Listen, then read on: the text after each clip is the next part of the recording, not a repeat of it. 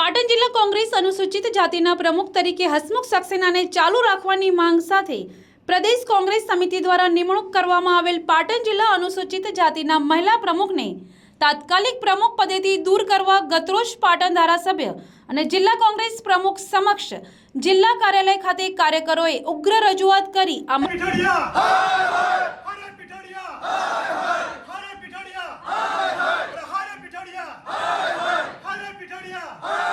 હસમુખ સક્સેનાને તેમને રિપીટ કરવાની જગ્યાએ જયાબેન શાહને રિપીટ કરી નિમણૂક કરી છે અને જયાબેન શાહ એક ઓનલી ફોર કોઈ પાટણ જિલ્લામાં એમને ઓળખતા નથી. અમને જયાબેન શાહનો કોઈ વિરોધ નથી, પણ જયાબેન શાહ સંગઠનને કોઈ પણ જાતના લોકોને વિશ્વાસમાં લીધા વગર જયાબેન શાહને નિમણૂક કરવી એ કોની ભલામણ હતી?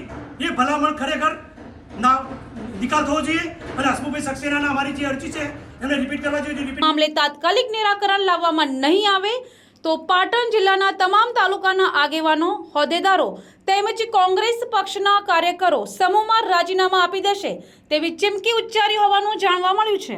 નહીં આવે તમે આગામી 24 કલાક બાદ પાટણ જિલ્લા કોંગ્રેસ કાર્યાલય પર તોડફોડ કરીશું અને પાટણ જિલ્લા કોંગ્રેસમાં અમે બધા સામૂહિક રાજીનામા મૂકીશું.